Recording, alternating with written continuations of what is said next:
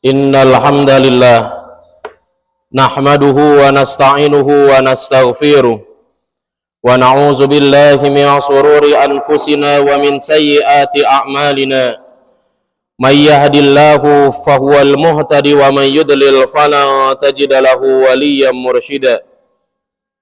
Ashhadu an la ilaha illallah wahdahu la syarikalah wa ashhadu anna Muhammadan abduhu wa rasuluhu alladzi la nabiyya ba'dah.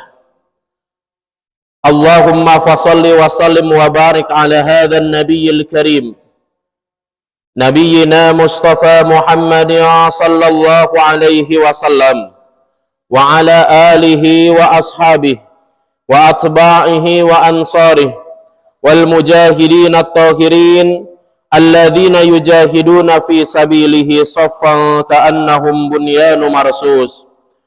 Salatan wa salaman daimaini mutalazimaini ila akhirid dahri wa intaha. Wa ba'd. Qala Allah Ta'ala fil Qur'anil Karim. A'udzu billahi as-sami'il 'alim minasy syaithanir rajim. Ya ayyuhalladzina amanu ittaqullaha haqqa tuqatih wa la tamutunna illa wa antum muslimun. Ya ayyuhan nasu ittaqu rabbakumul ladzi khalaqakum min nafsin wahidah wa khalaqa minha zawjaha wa bassa minhuma rijalan katsiran wa nisaa wattaqullaha alladzi tasaaluna bihi wal arham innallaha kana 'alaikum raqiba. Ya ayyuhalladzina amanu ittaqullah wa qulu qawlan sadida yuslih lakum a'malakum wa yaghfir lakum dzunubakum wa may yuti'illaha wa rasulahu faqad faza fawzan 'azima. Wa qala shalatu 'alaihi wasalam ittaqillaha haitsu ma kunt wa atbi'is sayyi'atal hasanata tamhuha wa khaliqin nasa bi khuluqin hasan. Fa'alamu fa inna asdaqal hadisi kitabullah wa khairul hadi hadi Muhammadin sallallahu alaihi wasallam wa syarrul umuri muhdatsatuha wa kullu muhdatsatin bid'ah wa kullu bid'atin dhalalah wa kullu dhalalatin finnar. Shadaqallahul aliyyul azim wa shadaqa rasuluhun nabiyul karim. Wa nahnu ala dzalika minasyahidin wasyakirin walhamdulillahi rabbil alamin. Amma ba'd. Ma'asyiral muslimin jamaah salat Jumat rahimakumullah. Pada kesempatan Jumat yang insyaallah penuh dengan barokah ini, khatib berpesan khususnya untuk diri pribadi dan umumnya untuk seluruh jamaah. Marilah sama-sama kita meningkatkan ketakwaan kita kepada Allah Subhanahu wa taala. Tentunya ketakwaan yang sebenar-benarnya yaitu kita menjalankan perintah-perintah Allah dan juga menjauhi segala larangan Allah Subhanahu wa taala terhadap kita. Di antara keutamaan daripada takwa ialah di mana orang-orang yang bertakwa kepada Allah, maka Allah Subhanahu wa taala akan berikan jaminan ia istiqamah di atas jalan yang hak. Dengan Allah berikan sifat furqan, yaitu sifat yang dapat membedakan antara yang hak dan yang batil. Kemudian ia membela teguh al-haq dan menentang keras al-batil. Allah Subhanahu wa taala berfirman, "Ya ayyuhalladzina amanu in tattaqullaha yaj'al lakum furqana." Wahai orang-orang yang beriman, jikalau engkau bertakwa kepada Allah, niscaya Allah akan berikan furqan kepada kalian. Ma'asyiral muslimin jamaah salat Jumat rahimakumullah. Alhamdulillah kita telah berada pada bulan Rajab, bahkan hampir berada pada penghujung daripada bulan Rajab. Bulan yang merupakan memiliki kemuliaan dan keistimewaan dari Allah. Bulan suci, bulan haram, di mana disunahkan oleh Nabi tatkala telah memasuki bulan Rajab. Maka Nabi Shallallahu Alaihi Wasallam mengajarkan satu doa kepada kita, yaitu Allahumma barik lana fi Rajab wa Sya'ban wa ballighna Ramadan. Ya Allah, berkahilah kami dengan pertemuan di bulan Rajab ini dan bulan Sya'ban, serta sampaikanlah kami dengan bulan Ramadan. Ma'asyiral muslimin jamaah Jum'ah rahimakumullah.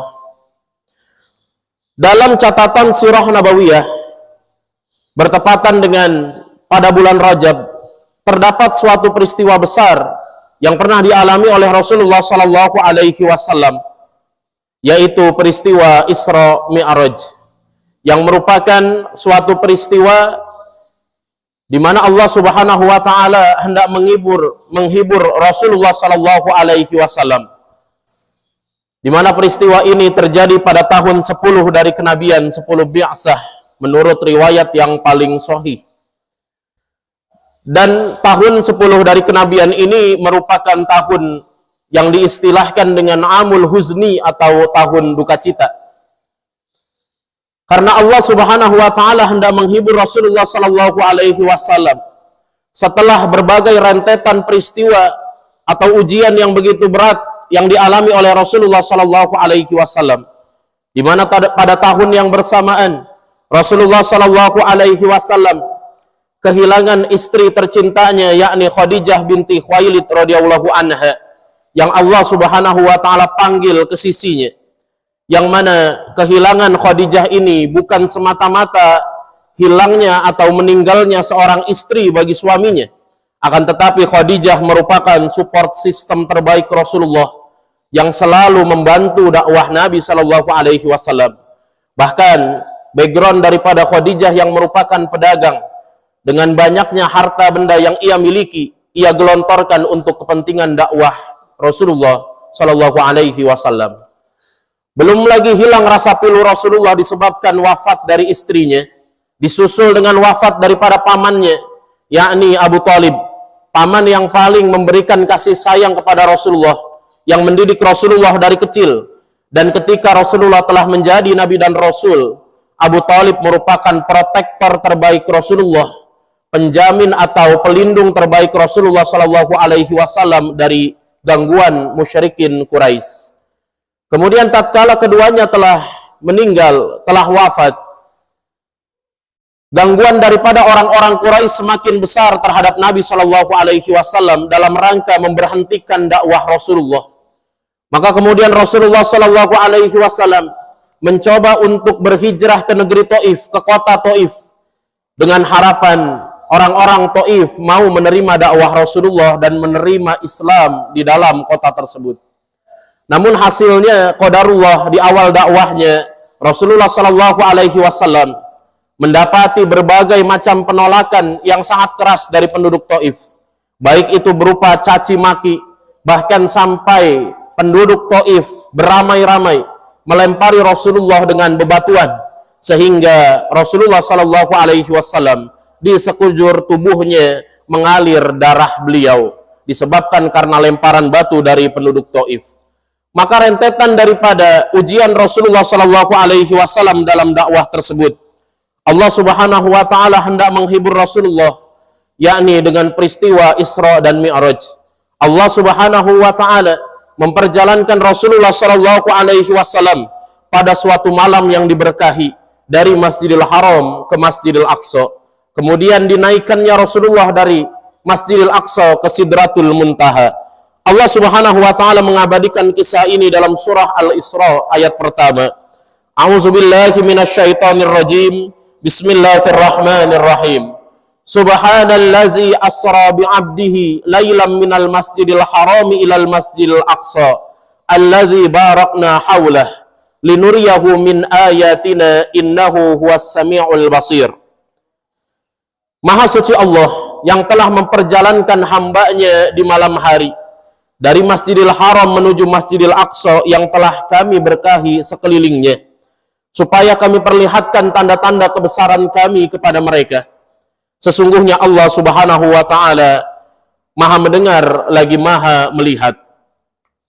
Di dalam tafsir Fi Zilalil Quran, karya dari Asy-Syahid Asy-Syaikh Sayyid Qutb rahimahullah, di mana beliau menjelaskan tentang tafsir ayat pertama dari surah Al-Isra ini, bahwa awal daripada ayat ini Allah membukanya dengan kalimat tasbih, Maha suci Allah. Hal ini menandakan bahwa ayat ini menjelaskan tentang sebuah peristiwa yang begitu besar dan luar biasa, yang tidak dapat dicerna oleh akal manusia, karena penggunaan kalimat tasbih atau subhanallah adalah dalam rangka atau berfungsi untuk menjelaskan tentang suatu peristiwa yang sangat besar. Bi'abdihi, yang maknanya adalah hambanya. Di dalam ayat tersebut Allah tidak menulis Rasul atau Nabi atau langsung dengan nama Muhammad, akan tetapi Allah Subhanahu wa Ta'ala menulisnya dengan bi'abdihi, yang maknanya adalah hambanya. Allah telah memperjalankan hambanya. Tujuannya adalah dikarenakan Allah Subhanahu wa Ta'ala hendak mengingatkan Rasulullah Sallallahu Alaihi Wasallam tentang status hakikat daripada Rasulullah, status dasar Rasulullah sebagai hambanya. Sekalipun ia telah mencapai makom tertinggi Sidratul Muntaha, sekalipun ia menjadi manusia yang paling mulia, yakni menjadi Nabi Allah, Rasul terakhir, akan tetapi Allah mengingatkan bahwa status hakikinya adalah sebagai hamba Allah Subhanahu wa Ta'ala. Ma'asyiral muslimin jamaah Jum'ah rahimakumullah, kisah daripada Isra Mi'raj ini mengandung berbagai nilai-nilai ibrah atau pelajaran yang wajib untuk sama-sama kita fahami, yang mana apabila kita mengkaji dari ibrah atau pelajaran peristiwa Isra Mi'raj ini, insya Allah akan menjadikan kita semakin faham mengenai keumatan, mengenai suatu tujuan besar Allah Subhanahu wa Ta'ala. Di antara nilai-nilai daripada Isra Mi'raj, yang pertama adalah perjalanan Isra Mi'raj ini adalah perjalanan yang berlangsung dari masjid ke masjid, yakni dari Masjidil Haram ke Masjidil Aqsa. Yang namanya perjalanan tentu bersifat maju. Ini berarti dapat kita simpulkan bahwa bila kita menginginkan umat ini mengalami dan mencapai kemajuan, serta agar kemajuannya terarah, maka sumber daya manusia muslim harus mendapat pembinaan di masjid. Oleh karena itu, setiap muslim harus cinta kepada masjid, harus gemar dengan masjid, harus gemar mendatangi masjid, hatinya senantiasa terikat dengan masjid. Itulah mengapa di pondok pesantren ini kalian semua sebagai santri dididik, di mana dalam 24 jam aktivitas yang paling banyak selain di kamar adalah di masjid. Kita terbiasa untuk membaca Al-Quran di masjid, tahfidzul Quran, sholat 5 waktu, belum lagi pembinaan-pembinaan yang lainnya. Hal ini ditujukan supaya hati kita senantiasa terpaut dengan masjid. Hakikat daripada pendidikan di pondok pesantren ini adalah at-tazwid atau pembekalan. Apa harapannya? Harapannya adalah tatkala kita semua telah kembali di tengah-tengah masyarakat, di tengah-tengah umat, apa yang terbiasa kita lakukan aktivitas di pondok ini diharapkan supaya bisa terus tertularkan atau kita lakukan di tengah-tengah masyarakat. Tentu kita pahami bahwa kejayaan Islam itu berasal dari masjid. Tidaklah peradaban Islam di zaman dahulu yang begitu gilang gemilang telah menjadi kiblat dari peradaban seluruh dunia itu ada di atas muka bumi ini, melainkan berawal dari masjid. Bahkan Rasulullah Sallallahu Alaihi Wasallam membangun kota Madinatul Munawwarah berawal dari membangun masjid. Ini dapat kita simpulkan bahwa tatkala umat Islam gemar mendatangi masjid, hal ini memudahkan bagi umat Islam untuk terjadinya pembinaan dan juga merencanakan berbagai tujuan-tujuan dan kemanfaatan yang dapat memberikan dampak bagi umat Islam, tentunya adalah dampak yang baik. Rasulullah Shallallahu Alaihi Wasallam menjamin bagi kita, tatkala hati kita senantiasa terikat dengan masjid, dalam sebuah sabdanya, yakni hadis yang diriwayatkan oleh Imam Muslim dari sahabat Abu Hurairah, sab'atun yuzilluhumullahu fi zillihi yauma la dhilla illa dhilluh. Terdapat 7 golongan yang akan mendapatkan naungan dari Allah Subhanahu wa Ta'ala. Maksudnya adalah tatkala manusia dikumpulkan di padang mahsyar. Yauma la zilla illa zilluh. Pada hari tersebut tidak ada naungan kecuali naungan dari Allah Subhanahu wa Ta'ala. Artinya hanya 7 golongan tersebut yang mendapatkan naungan dari Allah, di mana salah satu daripada 7 golongan itu adalah warajulun qalbuhu mu'allakun fil masajid, yaitu orang-orang yang hatinya senantiasa terikat dengan masjid. Ma'asyiral muslimin jamaah Jum'ah rahimakumullah. Namun pada kenyataannya masih banyak umat Islam yang lalai dari kewajiban memakmurkan masjid. tidak peduli bahwa sesungguhnya dirinya memiliki tugas atau tanggung jawab untuk memakmurkan masjid. Hal ini tentunya merupakan sebuah masalah besar di tengah-tengah umat. Tentu di antara umat Islam lebih banyak orang-orang yang tidak sadar terhadap kewajibannya memakmurkan masjid dibandingkan daripada mereka yang sadar akan kewajiban tersebut. Belum lagi fenomena di mana hari ini memang banyak sekali masjid, di mana-mana dibangunkan masjid dan jaraknya satu sama lain sangat berdekatan. Akan tetapi fungsi daripada masjid itu tidak sebagaimana yang diharapkan oleh Allah dan Rasul-Nya. Betapa banyak masjid-masjid yang kosong, yang sepi, yang tidak terjadi pembinaan akidah, pembinaan ibadah di dalamnya. Betapa banyak masjid-masjid yang terdampak dengan berbagai penyakit seperti bid'ah, khurafat, tahayul, dan yang lain sebagainya. Maka hendaknya kita semua khawatir terhadap sebuah peringatan dari Rasulullah dalam sebuah hadis yang diriwayatkan oleh Imam Al-Baihaqi dari sahabat Ali bin Abi Thalib, bahwa Rasulullah menjelaskan tentang di antara tanda-tanda akhir zaman. Rasulullah bersabda, yushiku ayyatiya zamanun 'alan nas. Kelak akan datang suatu zaman kepada manusia, yang mana di antara tanda atau ciri-ciri dari zaman tersebut, dari akhir zaman tersebut adalah masajiduhum amiratun wa hiya harabum minal huda. Masjid-masjid pada hari itu berdiri megah, akan tetapi jauh daripada petunjuk Allah Subhanahu wa taala, wal iyadu billah. Masyiral muslimin jamaah Jum'ah rahimakumullah. Nilai kedua daripada peristiwa Isra Mi'raj adalah bahwa Isra Mi'raj yang dialami oleh Rasulullah adalah suatu peristiwa besar yang tidak dapat kita tangkap secara logika. Peristiwa di luar batas kemampuan akal manusia untuk mencapainya. Hal ini membuktikan bahwa Allah Maha Kuasa atas segala sesuatu dan ilmu Allah sangat luas, tidak terbatas. Adapun ilmu manusia sangatlah sempit dan hanya sedikit. Maka dengan peristiwa Isra Mi'raj ini, Allah hendak menunjukkan kepada manusia bahwa ilmu manusia sangatlah minim. Hal ini karena Allah menurunkan hanya sedikit dari ilmunya untuk manusia. Wa ma utitum minal ilmi illa qalila. Dan tidaklah kami berikan ilmu kecuali hanya sedikit saja. Oleh karena itu kita dapat mengambil ibrah dari kisah Isra Mi'raj ini, di mana tatkala Rasulullah menceritakan kepada penduduk Mekah tentang malam yang diberkahi, yakni peristiwa Isra Mi'raj yang dialami oleh Rasulullah, banyak di antara orang-orang musyrikin Quraisy yang tidak percaya, bahkan sebagian sahabat pun tidak percaya dengan apa yang diceritakan oleh Rasulullah. Namun di saat di mana Rasulullah membutuhkan orang yang mempercayainya, hadirlah sahabat utama Rasulullah, yaitu Abu Bakar As-Siddiq. Bahkan dengan tegasnya, apabila ada suatu hal yang lebih tidak masuk akal daripada Isra Mi'raj, asalkan yang berkata adalah Muhammad SAW, maka Abu Bakar akan tetap mempercayainya. Ini adalah pelajaran bagi kita, bahwa patokan kebenaran dalam Islam bukanlah sebatas akal saja, bukanlah hanya sebatas sesuai dengan logika saja. Akan tetapi kebenaran dalam Islam adalah Al-Quran dan As-Sunnah. Maka sikap utama bagi seorang mukmin terhadap ajaran Islam bukan memikirkannya secara logika, akan tetapi mengimaninya berawal dengan hatinya, kemudian dengan lisannya, dan juga dengan perbuatannya. Karena di antara fungsi iman ialah menggapai apa yang tidak dapat digapai oleh akal kita yang terbatas ini.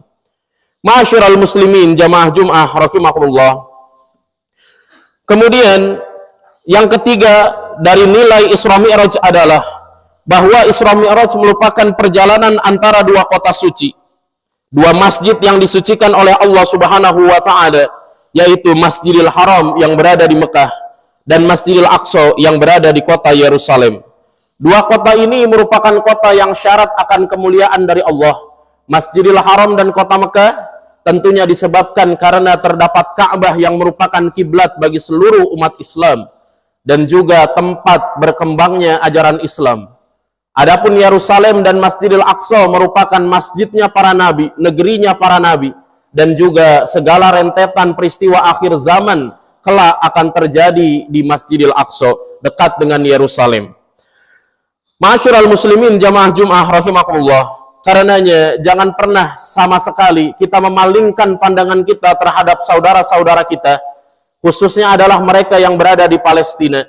Hendaknya doa-doa terbaik kita senantiasa kita panjatkan kepada mereka. Memang hari ini, semenjak 1 minggu ke belakang, sudah terjadi perjanjian gencatan senjata antara Israel dengan Palestina, yang sebelumnya hampir 1,5 tahun selalu Palestina itu digempur habis-habisan oleh Israel, bahkan diistilahkan dengan genosida atau pembantaian. Namun kita ketahui bahwa sifat asli daripada orang-orang Yahudi, di mana mereka kapanpun bisa saja melanggar perjanjian yang mereka sepakati, yang mereka setujui. Ini merupakan sebuah kekhawatiran besar bagi kita. Semoga Allah Subhanahu wa taala senantiasa menjaga dua kota suci ini, baik Masjidil Haram maupun Masjidil Aqsa.